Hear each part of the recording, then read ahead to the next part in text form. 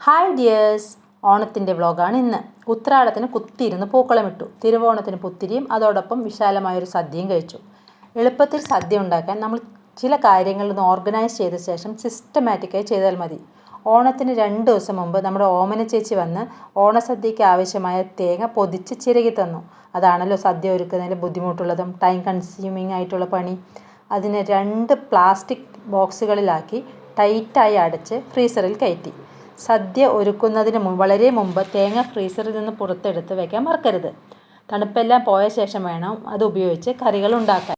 തലേന്ന് തന്നെ നമ്മുടെ ഓണസദ്യയുടെ ആദ്യ വിഭവമായ ഇഞ്ചിപ്പുളി റെഡിയാക്കി. ഇനി ബാക്കിയുള്ള വിഭവങ്ങൾ ഉണ്ടാക്കിയാൽ മതിയല്ലോ. അതിരാവിലെ പുറത്തെടുത്ത് വെച്ചതാണ് തേങ്ങ, ഒരു ബോക്സ് തേങ്ങ. അതിൽ നിന്ന് 3 വിഭവങ്ങളിലേക്കുള്ള തേങ്ങ നമുക്ക് എടുത്ത് പുറത്ത് വയ്ക്കാം. ഏകദേശം ഒരേ ഇൻഗ്രീഡിയൻസ് വെച്ച് അരയ്ക്കുന്ന തേങ്ങയാണിത്. എരിശ്ശേരിക്കും കൂട്ടുകറിക്കുമുള്ളത് നമുക്ക് ആദ്യം അരയ്ക്കാം. ഒരുപാട് വിഭവങ്ങൾ ഉണ്ടാക്കുന്നുണ്ടെങ്കിലും 4 or 5 പ്രാവശ്യം മാത്രമേ നമ്മൾ മിക്സി എടുത്ത് അരയ്ക്കുന്നുള്ളൂ. ഇത് സാമ്പാറിനുള്ളതാണ്. ഇത് നമുക്ക് മാറ്റി വയ്ക്കാം. എരിശ്ശേരിക്കും കൂട്ടുകറിക്കും കുരുമുളകും ജീരകവും ഇട്ടാണ് നമ്മൾ അരയ്ക്കുന്നത്. ഒരു കൈയളവിന് ഇടുന്നു, അത്രയേ ഉള്ളൂ. ഒരുപാട് അങ്ങ് ഫൈനായി നമ്മൾ അരയ്ക്കുന്നില്ല, ഒരുപാട് തരിതരിപ്പായും അരയ്ക്കുന്നില്ല. ഒരു മീഡിയം ലെവലിൽ അരയ്ക്കുന്നു. കൂടുതലുള്ളത് എരിശ്ശേരിക്ക് എടുക്കാം, കുറച്ചുള്ളത് നമുക്ക് കൂട്ടുകറി ഉണ്ടാക്കാൻ എടുക്കാം. എരിശ്ശേരിക്ക് വാഴയ്ക്ക ഒന്ന് ചെത്തിയിടാം. ഉപ്പ് വെള്ളത്തിലിട്ട് കഴിഞ്ഞാൽ ഇതിൻ്റെ കളർ മാറില്ല. അതിൻ്റെ തോലൊന്നും കളയരുത്. അത് വെച്ച് നമുക്ക് കായത്തൊലിയും പയറും ഉണ്ടാക്കാം. എല്ലാം കൂടെ മുറിച്ച് ഒരു പ്ലേറ്റിലേക്ക് ഇട്ട് വയ്ക്കാം. പച്ചക്കായയും ചേനയും ചെറുപയർ പരിപ്പും ഉപയോഗിച്ച് നമ്മുടെ എരിശ്ശേരി റെഡിയായിരിക്കുകയാണ്. ഇനിയുള്ളത് കൂട്ടുകറിയാണ്. അതിനെ താളിക്കാം. ഈ തേങ്ങ നല്ല ചുവക്കെ വറുക്കണം. എന്നിട്ട് നമ്മുടെ കഷ്ണങ്ങൾ അതിലേക്ക് ഇടാം. ചേനയും കുമ്പളങ്ങയാണ് ഞാൻ അതിലേക്ക് ഇട്ടിരിക്കുന്നത്. പരിപ്പുണ്ട്. ഇതാ നമ്മുടെ സാമ്പാർ തിളച്ച് റെഡിയായി. ഇതിലേക്ക് താളിച്ച് വെച്ചാൽ അതും റെഡിയായി. ഇനി നമുക്ക് ചക്ക വെച്ച് പായസം ഉണ്ടാക്കാം. നമ്മൾ നേരത്തെ ചക്ക വരട്ടി എടുത്ത് വെച്ചത് ഓർമ്മയുണ്ടല്ലോ, പായസം ഉണ്ടാക്കാൻ. അതുപയോഗിച്ച് നമുക്ക് ചക്കപ്പായസം ഉണ്ടാക്കാം. നമ്മുടെ ചക്കപ്പായസം റെഡി ആയിട്ടുണ്ട്. തേങ്ങ നെയ്യിൽ വതക്കിയത് നെയ്യോടുകൂടി ഒഴിച്ചു. ഒരല്പം ഏലക്കായ ഇട്ട് പായസം റെഡിയായി. ഇനി നമുക്ക് പൂക്കളിടുന്നത് നോക്കാം. ഇലകളും പൂക്കളെല്ലാം പറിച്ചു. നമ്മളാകെ 1 കിലോ ഓറഞ്ച് ചെണ്ടുമല്ലിയും 1 കിലോ മഞ്ഞ ചെണ്ടുമല്ലിയും മാത്രമേ പൈസ കൊടുത്ത് വാങ്ങിയുള്ളൂ. ബാക്കിയെല്ലാം നമ്മുടെ തൊടിയിലുള്ളതാണ്. കുട്ടികളെല്ലാം പൂക്കൾ മുറിച്ച് തന്നു.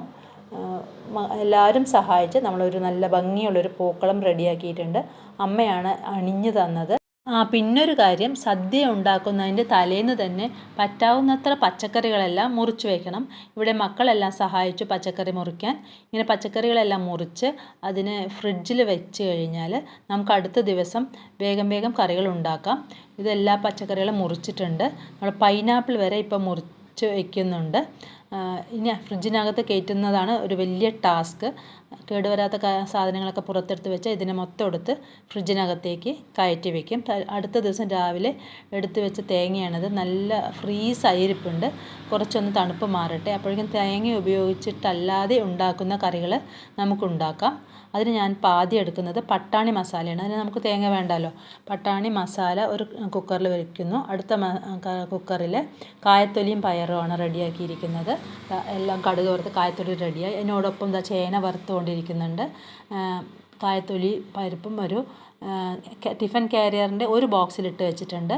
അടുത്ത ഉരുളക്കിഴങ്ങും നമുക്ക് ഫ്രൈ ചെയ്തുകൊണ്ടിരിക്കുന്നുണ്ട്. ടിഫിൻ കാരിയറിൻ്റെ അടുത്ത ബോക്സിൽ നമുക്ക് പട്ടാണി മസാല വയ്ക്കാം.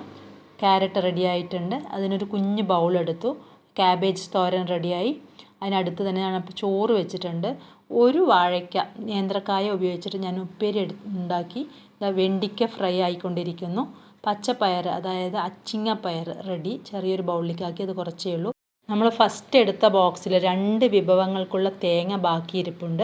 അത് രണ്ടും ഒരു മിക്സി ജാറിലേക്കിട്ട് സെയിം ഇൻഗ്രീഡിയൻസ് ഇട്ടാണ് അരയ്ക്കുന്നത്. പച്ചമുളകും ഒരല്പം ജീരകവും ഇതിട്ട് അരപ്പ് തയ്യാറാക്കി കാളനിലേക്കിട്ടു. കാളനിലേക്കിട്ട ശേഷം ഒരല്പം ബാക്കിയുണ്ട്. രണ്ടാമത്തെ വിഭവം ഉണ്ടാക്കാനാണ്. അവിയലാണ് ആ രണ്ടാമത്തെ വിഭവം. എല്ലാം ടിഫിൻ കാരിയറിൽ ഓരോ ബോക്സിലാക്കുന്നുണ്ട്. ഇനി ഒരു ഫുൾ ബോക്സ് തേങ്ങ നമ്മുടെ ബാക്കിയുണ്ടല്ലോ, അത് വെച്ച് നമ്മൾ 5 ഐറ്റംസാണ് ഉണ്ടാക്കാൻ പോകുന്നത്. ഇതിൽ ഇട്ടരയ്ക്കുന്ന ഇൻഗ്രീഡിയൻസ് സെയിം ആണ്. അതുകൊണ്ട് ഇത്ര തേങ്ങ ബാക്കിയുണ്ട്. 5 ഇൻഗ്രീഡിയൻസിൻ്റെ തേങ്ങയെ ഒന്നിച്ചാക്കിയിട്ട് ഒപ്പമാണ് അരയ്ക്കുന്നത്. കുറച്ച് പച്ചമുളക് മാത്രം ഇട്ടാണ് നമ്മൾ ഈ തേങ്ങ അരയ്ക്കുന്നത്. എല്ലാം ഒന്ന് ഫൈനായിട്ടും അരയ്ക്കരുത്, ഒരു തരിതരിപ്പായും അരയ്ക്കരുത്. ഒരു മീഡിയം രീതിയിൽ അരയ്ക്കുക. അതിലത്തെ കുറച്ച് അരപ്പെടുത്ത് മാറ്റി വെച്ചു. ബാക്കിയുള്ള അരപ്പിൽ 1 ടേബിൾ സ്പൂൺ കടുക് ചതച്ചതിട്ട് അരച്ചു. 4 തരം പച്ചടികൾ ഉണ്ടാക്കാനാണിത്. കടുക് ഇടാതെ അരച്ച തേങ്ങ ഉപയോഗിച്ച് മത്തനും പയറും നമ്മൾ റെഡിയാക്കി. ഇനി ഓരോ പച്ചടികൾ ഉണ്ടാക്കാം. പൈനാപ്പിൾ പച്ചടി റെഡിയായി. ടിഫിൻ കാരിയറിൻ്റെ ലാസ്റ്റ് ബോക്സിലിട്ട് അങ്ങനെ ഒരു ടിഫിൻ കാരിയർ മുഴുവൻ കറികളായി. എടുക്കാനും വിളമ്പാനും എളുപ്പത്തിനാണ് ഞാനിങ്ങനെ ചെയ്യുന്നത്. തക്കാളി പച്ചടി റെഡിയായി. ബീട്രൂട്ട് പച്ചടിയും റെഡിയായി. ഇനി അല്പം തേങ്ങ ബാക്കിയുണ്ട്. അത് വെച്ച് നമുക്ക് തേങ്ങാപ്പാൽ ഉപയോഗിച്ചുള്ള കറികൾ ഉണ്ടാക്കാം. ഇത് ഓലൻ. അടുത്തത് സ്റ്റ്യൂ ആണ്. അതിനോടൊപ്പം പഴനുറുക്ക് റെഡി ആയിട്ടുണ്ട്. പഴനുറുക്ക് ടിഫിൻ കാരിയറിൻ്റെ ലാസ്റ്റ് ബോക്സിലാക്കി. അടുത്ത ടിഫിൻ കാരിയർ ഫുൾ കറികൾ റെഡിയായി. ഇനി വിളമ്പുമ്പോൾ നോക്കുള്ളൂ എത്ര എളുപ്പമാണെന്ന്. പുതിന ചമ്മന്തി ഇടയ്ക്ക് അരച്ചു. നമ്മുടെ രസം തിളച്ചുകൊണ്ടിരിക്കുന്നുണ്ട്. സംഭാരത്തിൽ അല്പം നാരകത്തിൻ്റെ ഇല മുറിച്ചിട്ടു. നേരത്തെ വെച്ച ചോറ് റെഡിയായി. നമുക്കിത് വാങ്ങാം. ഇതിൽ പുത്തൻ അരി ചേർത്തിട്ടുണ്ട്. അതായത് വൻപുത്തിരിയാണ്. പുത്തിരി എങ്ങനെ ഉണ്ടാക്കുന്നത് നമുക്ക് നോക്കാം.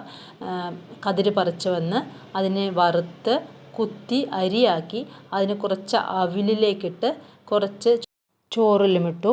റെഡിയായ വിഭവങ്ങൾ: ഇഞ്ചിപ്പുളി, പച്ചമാങ്ങ ഉപ്പുമുളകും ഇട്ടത്, കുക്കുംബർ പച്ചടി, പൈനാപ്പിൾ പച്ചടി, ക്യാരറ്റ് ഉപ്പേരി, മത്തൻ പച്ചടി, അവിയൽ, കൂട്ടുകറി, ഇഷ്ടു, പച്ചപ്പയർ, വറുത്ത ചേന, വണ്ടിക്ക ഫ്രൈ, പൊട്ടാറ്റോ ഫ്രൈ, പച്ചപ്പയർ ഇട്ട ഓലൻ, പട്ടാണി മസാല, പുതിന ചമ്മന്തി, മുട്ടക്കോസ്, മത്തൻ കൊണ്ടുള്ള ഓലൻ, ബീട്രൂട്ട് പച്ചടി, കാളൻ, കായത്തൊലിയും പയറും, നേന്ത്രക്കായ തോരൻ, തക്കാളി പച്ചടി, എരിശ്ശേരി, അവൽ നനച്ചത്, പപ്പടം, ശർക്കര ഉപ്പേരി, പഴനുറുക്ക്, ചിപ്സ്, ചോറ്, സംഭാരം, സേമിയ പായസം.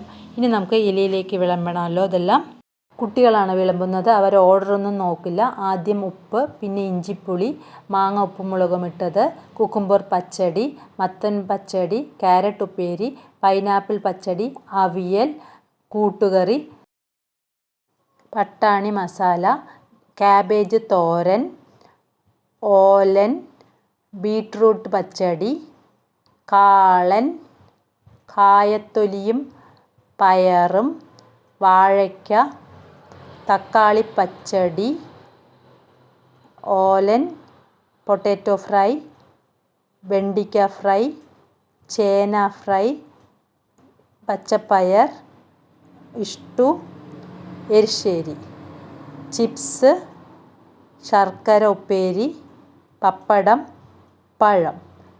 പഴനുറുക്ക്. ബാക്കി ബൗളിൽ വയ്ക്കാം. സാമ്പാർ, രസം, സേമിയ പായസം, ചക്കപ്രഥമൻ. ഇനി അല്പം ചോറ് വിളമ്പാം. നമ്മുടെ സദ്യ റെഡി. ഓണം അങ്ങനെ നമ്മൾ അടിച്ച് പൊളിച്ചു. Thank you dear.